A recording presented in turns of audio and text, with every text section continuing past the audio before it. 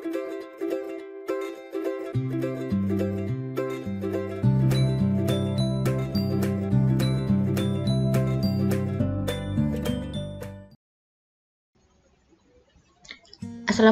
warahmatullahi wabarakatuh.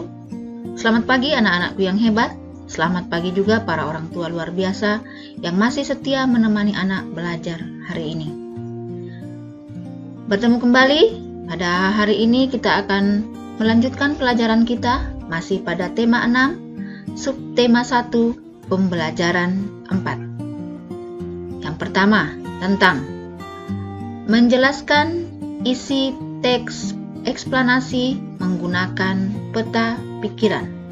Kemudian, yang kedua, menyebutkan pengaruh interaksi manusia dengan lingkungan terhadap pembangunan. Kemudian yang ketiga, menjelaskan makna kewajiban sebagai siswa dan warga negara. Baik, pada pembelajaran 4 ini kita akan mulai, tetapi sebelumnya kita seperti biasa jangan lupa untuk berdoa terlebih dahulu. Anak-anak, mari kita berdoa menurut agama dan kepercayaan masing-masing.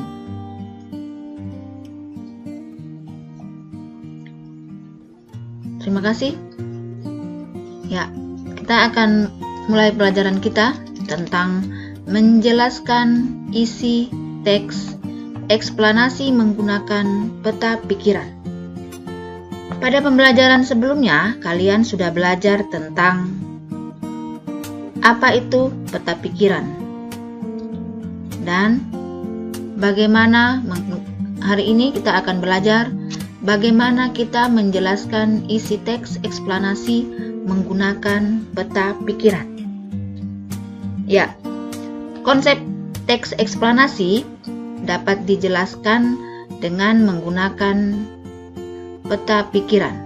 Nah, peta pikiran ini adalah merupakan suatu cara mencatat yang kreatif, efektif, dan secara harfiah dapat memetakan pikiran-pikiran kita. Nah, cara membuat peta pikiran adalah yang pertama, kita harus menentukan ide pokok dari teks yang disajikan. Kemudian, kita harus mencatat kalimat penjelas dari ide pokok tersebut ke dalam bentuk poin-poin.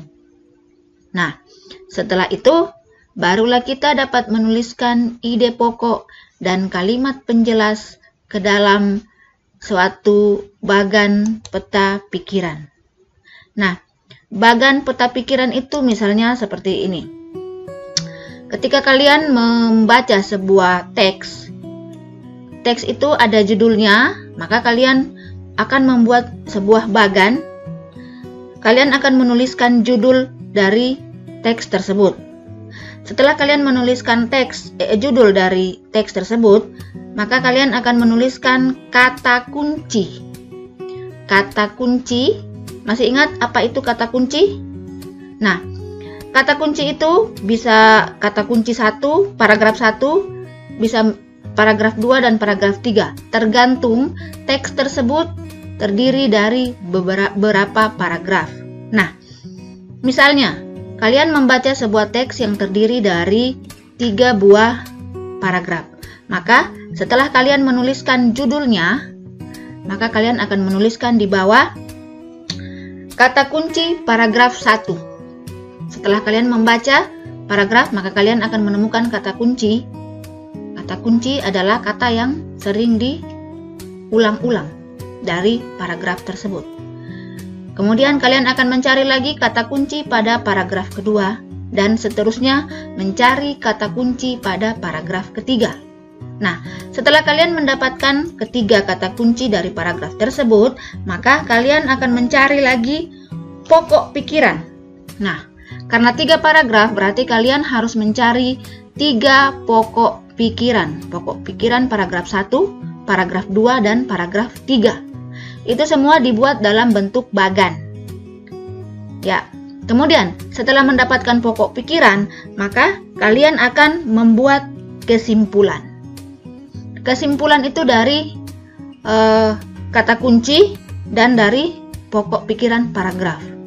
Setelah kalian membuat kesimpulan, yang terakhir adalah yang harus kalian buat adalah ringkasan.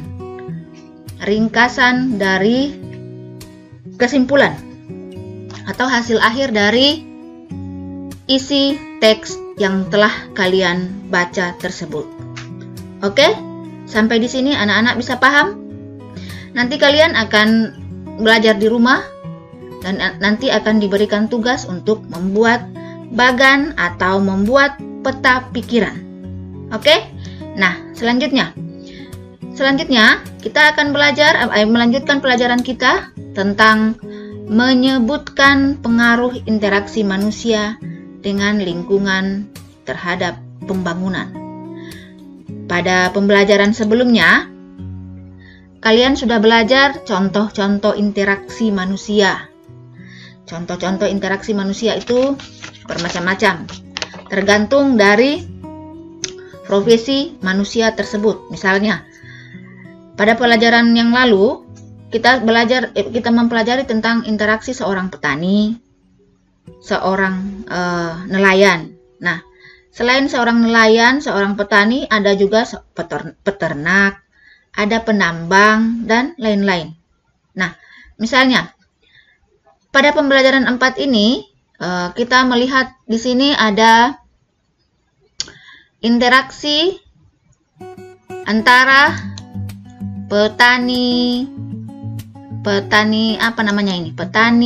kelapa sawit. Interaksi petani dengan kelapa sawit. Ini gambarnya di sini.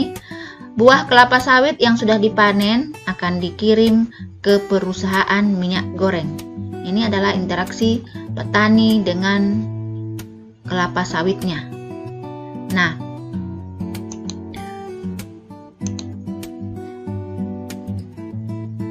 selanjutnya kita akan mempelajari tentang setelah mempelajari interaksi, kita akan mempelajari tentang dampak interaksi manusia dengan lingkungan. Misalnya kita ambil contoh tadi pada perkebunan kelapa sawit. Dampak interaksi itu ada dampak positifnya dan ada juga dampak negatifnya. Nah, yang pertama, dampak positif manusia dengan lingkungan adalah pada perkebunan kelapa sawit. Kita ambil contoh hari ini. Yang pertama adalah bisa meningkatkan lapangan pekerjaan penduduk sekitar. Nah, ketika ada perkebunan kelapa sawit, berarti orang-orang yang tinggal di sekitar perkebunan bisa bekerja pada perkebunan kelapa sawit tersebut. Kemudian, yang kedua, bisa meningkatkan pembangunan daerah.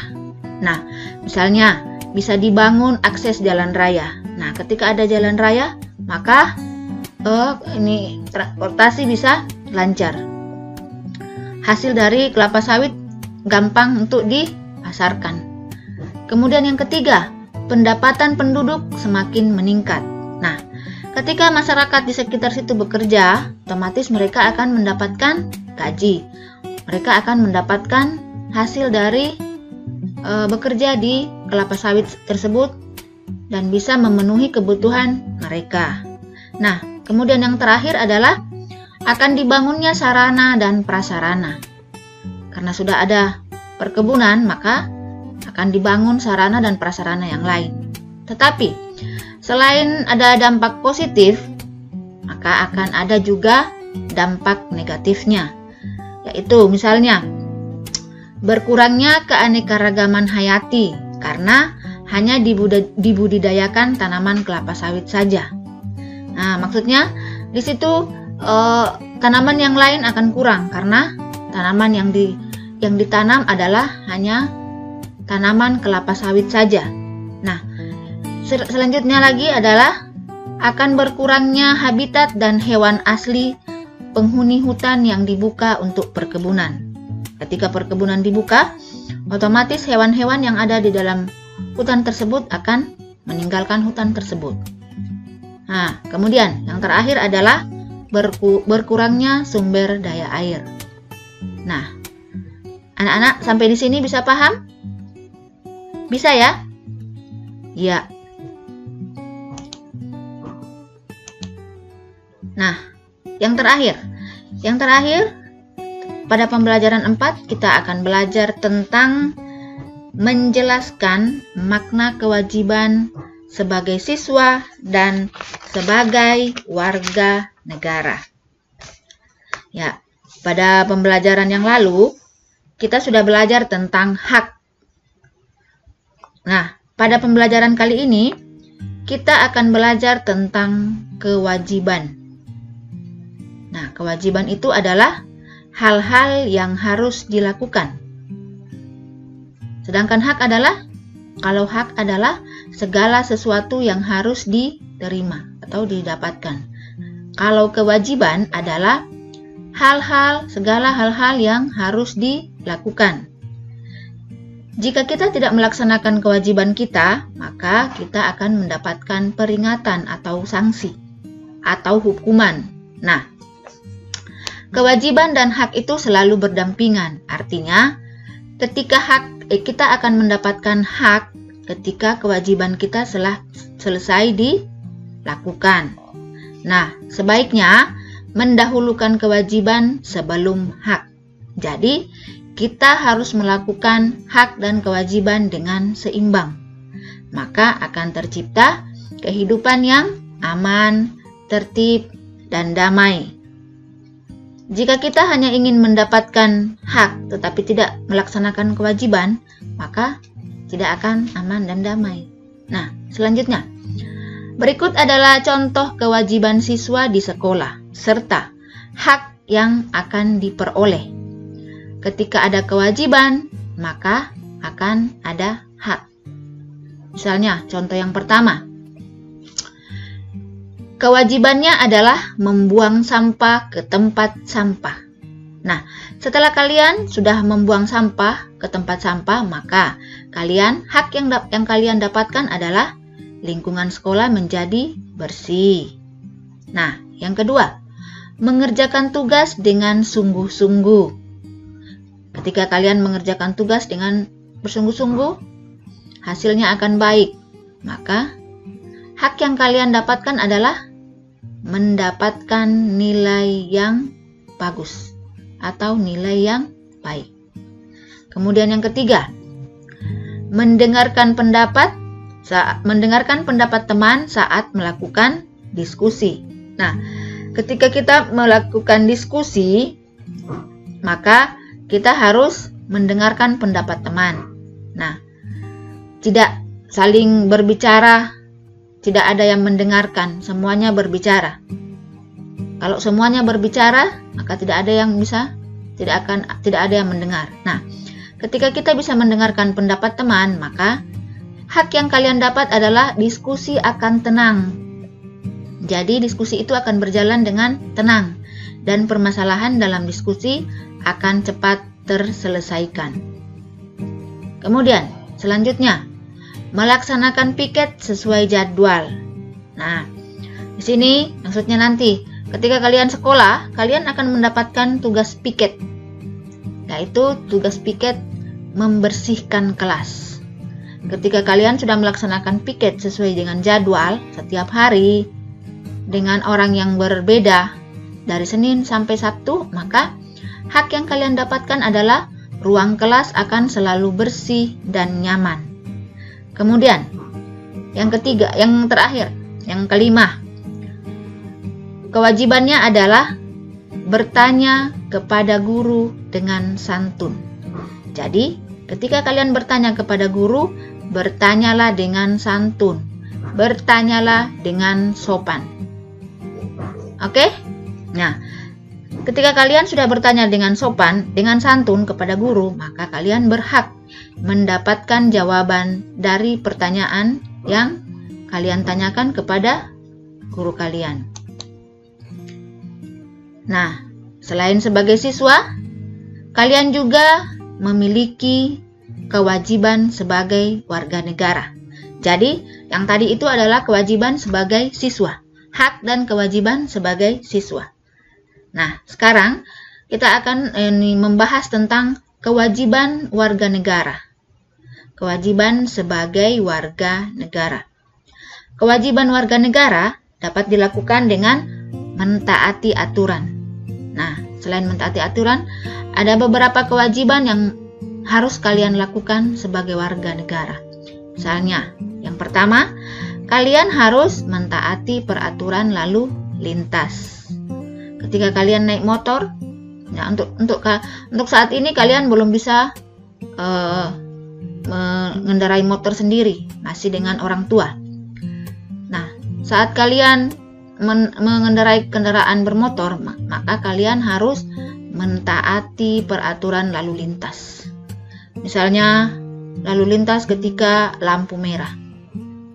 Lampu merah berarti tidak boleh jalan. Kemudian ada lampu kuning, hati-hati, kemudian siap jalan. Kemudian ada lampu hijau. Lampu hijau itu baru boleh kita jalan. Kemudian yang berikut, menjaga kebersihan fasilitas umum.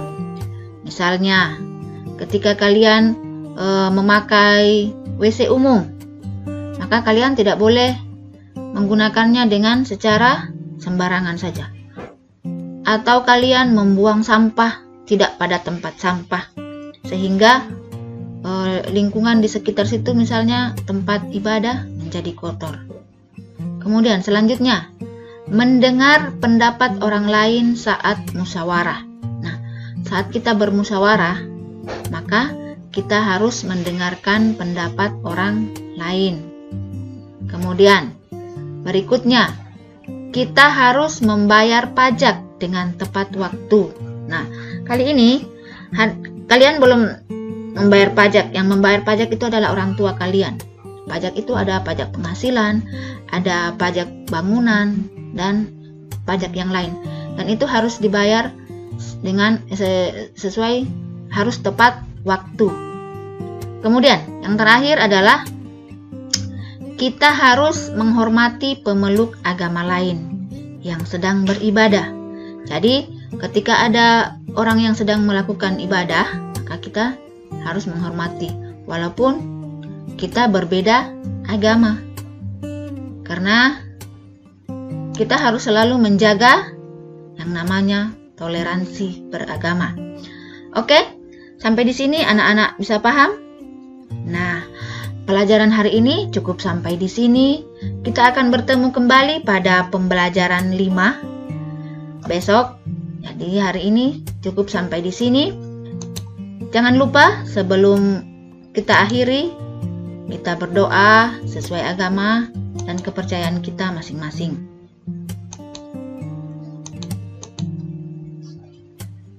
Baik, sampai jumpa lagi anak-anak. Wassalamualaikum warahmatullahi wabarakatuh. Dan salam sehat.